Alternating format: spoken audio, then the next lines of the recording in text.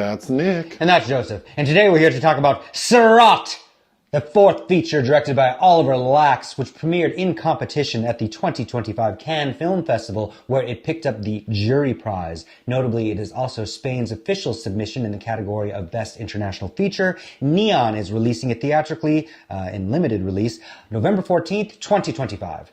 Are you familiar with this director's other films? Yes, all four have played in Cannes in various sidebars. Became aware of him with Mimosas, and then I was a big fan of his previous feature, Fire Will Come. What is Sirāt about? A father, accompanied by his son, goes looking for his missing daughter in North Africa. What is your pull quote?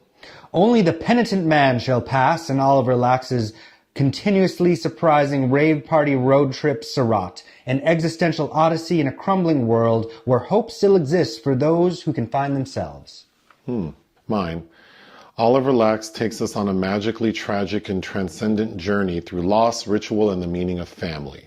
I think that's the key word is transcendent. I thought this movie was spectacular. I agree. It might be my favorite film of the year.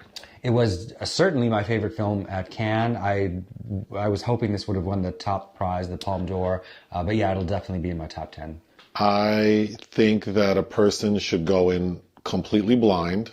Yes. Do not listen to us talk about it until you've seen it. It really took me on a journey. In a way that few films do, and it's also unpredictable, it's spiritual, it's emotional, it's surprising. And if you like EDM, if you like drugs, then this would also be a great movie to watch. I agree. The soundtrack is... Oh my God, Kang Ding Ray's soundtrack. The sound design, you have to see it in a theater. You have to. And the sound design and the soundtrack, I mean, it's pulsating with its own kind of life. I feel like I'm stalling because I don't want people to ruin the film for themselves. Yeah, just stop listening to this and go see it whenever you have the chance. So hopefully it'll get a wider release after November, but yeah. But here we go. Okay, so the film opens in southern Morocco and we're at a rave. And it's like in the middle of the desert. It's outdoors. Among the crowd, there's a man named Luis who's with his son Esteban. And Luis is played by... Sergi López. And they don't fit in. So what are they doing there? They're looking for their missing daughter / sister. So they're handing out little flyers with her picture and approaching people.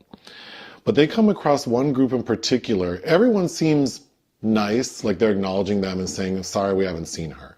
But one group in particular, Luis is drawn to, and they also explain to him, I'm sorry we haven't seen her, but there's another rave that's happening like a week from now. Maybe she'll be there. So in the background, we get hints that there may be like global conflict, like World War III could be happening. So there's that. The rave that we're introduced to gets broken up by some military. During the next day, in the daylight, yeah. But it's not because they don't want them there. It's because they're saying that there's a state of emergency. So for these people's safety, they need to evacuate. So it's not a hostile situation. And everyone's leaving sort of single file in the vehicles that they've come in. However, that group, Luis and Esteban saw, who said, oh, there's another rave somewhere else a little later, they make a break for it. And they're all in like these all-terrain vehicles. It's giving Mad Max. Yeah, a bit. So the two big vehicles leave and Luis decides to follow them. And Luis is like in a little tiny minivan that is not intended for off-roading.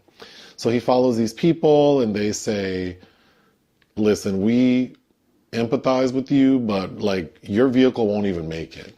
And he says, well, I have to try. So a portion of the film is them bebopping along in this desolate landscape. And apparently they're headed towards Mauritania? They pass many obstacles, but ultimately I think through their experiences together, they realize that they can kind of trust each other. But the first big gag comes when they're trying to ascend this windy road up a big rock formation. And it's raining heavily when one of the all-terrain vehicles gets stuck It seems like maybe there's an issue with the transaxle. I don't know. But they end up spending the night there. And the next morning, it's a beautiful sunny day out, and everyone works together to get this vehicle unstuck.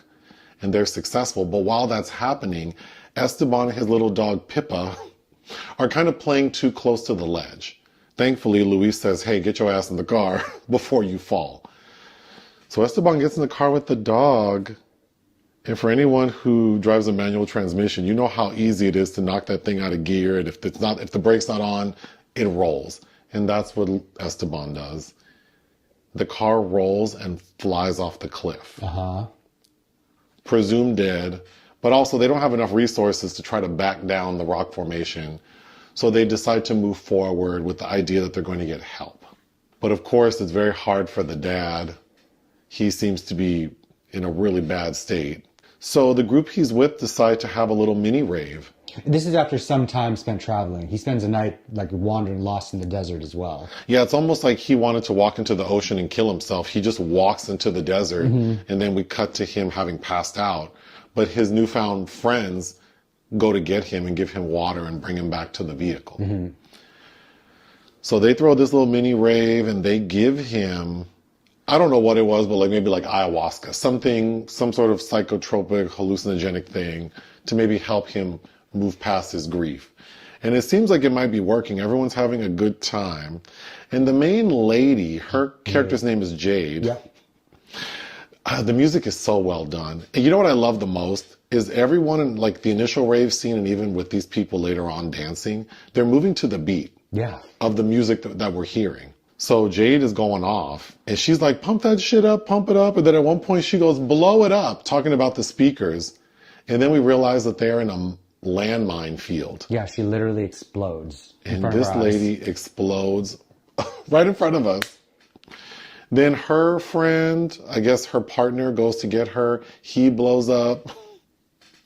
So now we have 4 people left. And they realize what has happened. They're on atop a minefield. And they have 2 vehicles, 2 big all-terrain vehicles. So they take one of them, put it in gear, and let it go across the field, hoping they can follow in its tracks so they won't blow up. But that vehicle blows up. Then they send their second vehicle out there, and that thing blows up. So now they're kind of stuck, in the middle of the ocean. And Luis, I guess, because of his state of mind, he just decides to walk like Forrest Gump, because they know if they get to the rock formation, there are no mines there. Right. And he makes it across. So one of the guys decides to walk, and he gets blown up. Is it Bigui? Yeah. So the final 2 are like, what are we supposed to do? How did you do it? And Luis says, I just didn't think about it. So they walk across, and they make it.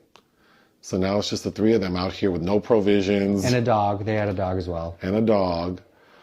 But the final scene is we see a train on the tracks filled with what I would presume are refugees. And the 3 of them and the dog are able to get on. And the final shot is just the train track going into the distance. Which reminded me a lot of the final shot of Carlos Regatta's film, Japan. I didn't know anything about the movie except in your Cannes review or recap, you had said you thought it should have won the top prize. Yeah. And then as we sat down in the theater, I read the IMDb premise.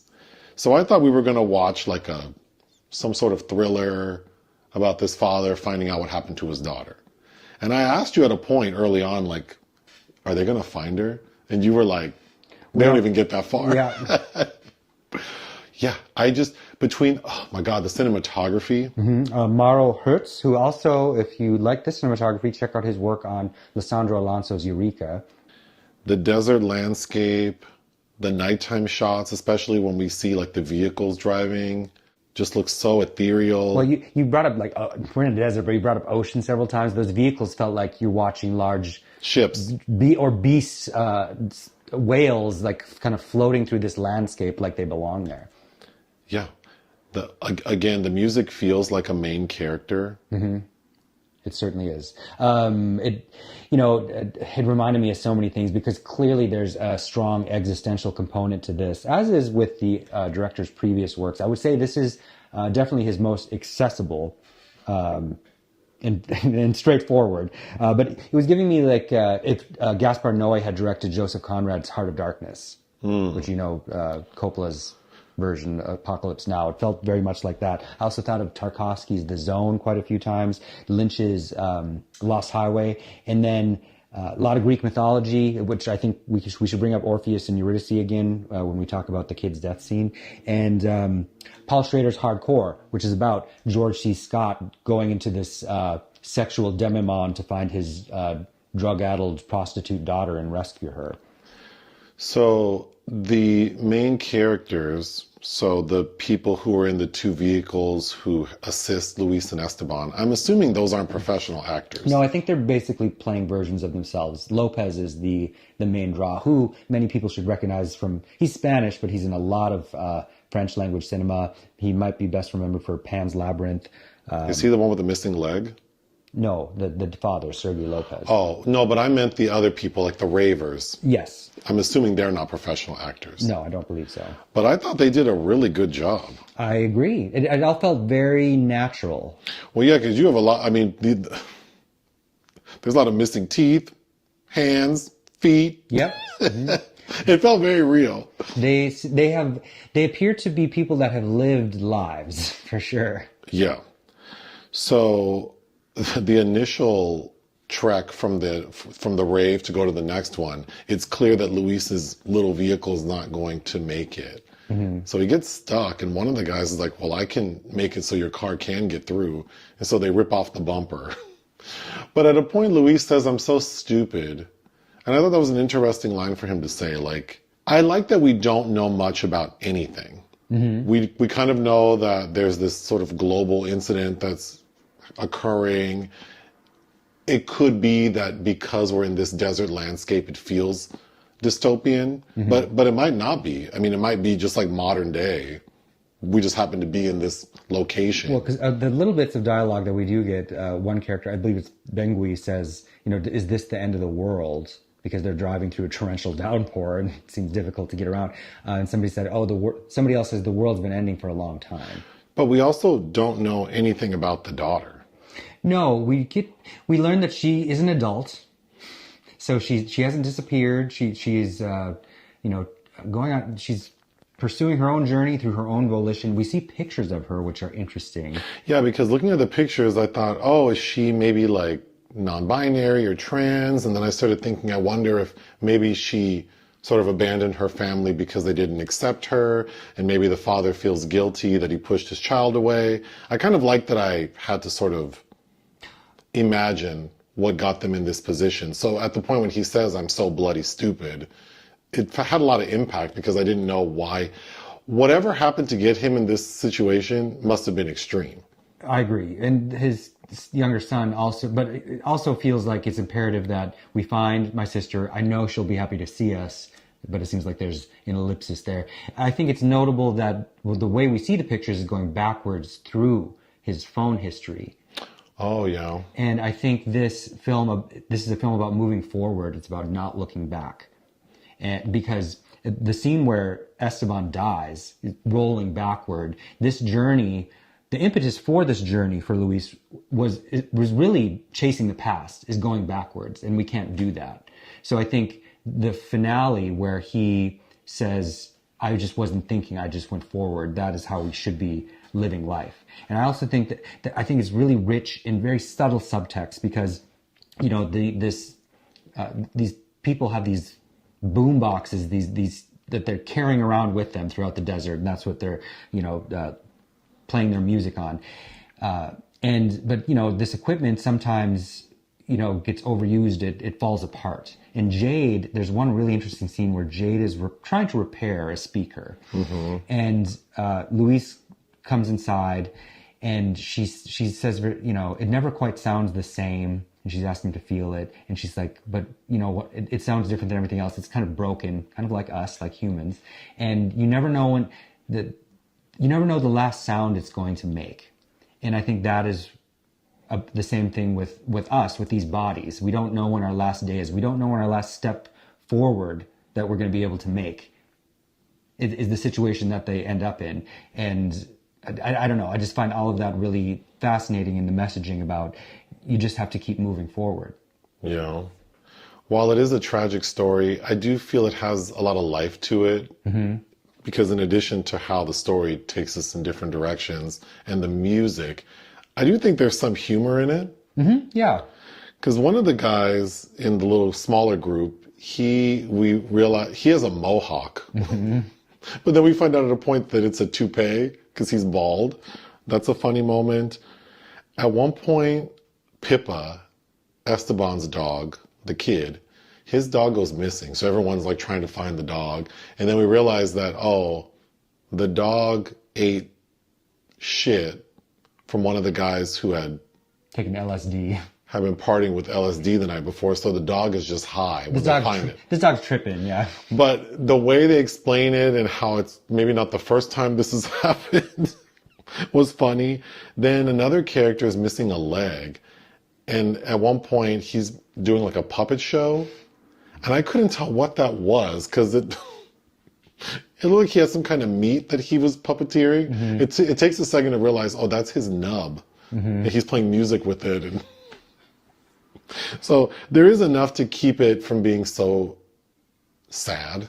Yeah, but you can't have, life is not exempt from sadness, and you don't know happiness unless you know sadness. So again, it's about walking through, it's about going through all of it and without staying stuck in one place.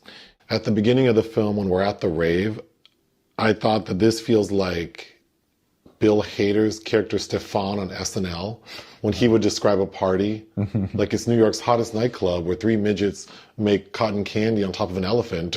Yeah, I mean, that's kind of how it feels. Or, their own private little Burning Man. And also how the ravers are acting, and that this is kind of their life. They just kind of seem to caravan from rave to rave endlessly, which maybe also they're stuck in their own kind of cyclical way of living life and thinking about the next step too much obsessively.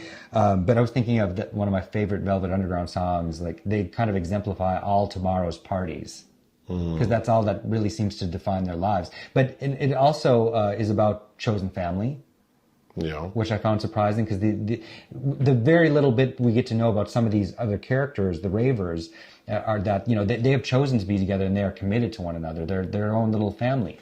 Yeah, I will say Esteban, the kid, I hated his hair when we first meet him, but then you realize that the intention is he's getting a haircut later.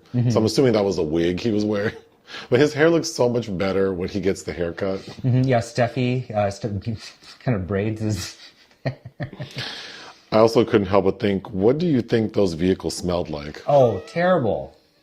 I mean, they're also storing gasoline in there because, where the distance they're traveling, they have to carry all their own provisions with them. Yeah. They aren't really bathing, it would seem like, the very few opportunities they have to do so. The title, Sirāt, the film opens with an explanation. So it's an Arabic word. And basically we're told it is a bridge wherein souls must cross from our world to paradise. The bridge is as thin as a strand of hair and sharp as the sharpest knife or sword. And I think this film is about, metaphorically, these passages. I mean, I think it's Bigui that says, like, doesn't he make a comment about, this is after they realized they're on a minefield, that he wanted to die in a grandiose way. I think that was the word he used.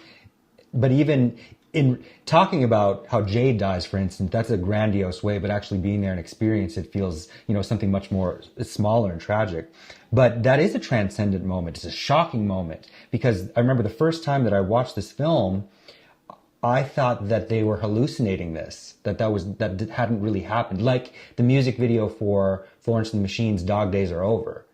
Like she's up in a poof of smoke. That's what that felt like to me. And ultimately, while it seems like their deaths are tragic and meaningless, they kind of went out doing living exactly the way they wanted to. Yeah.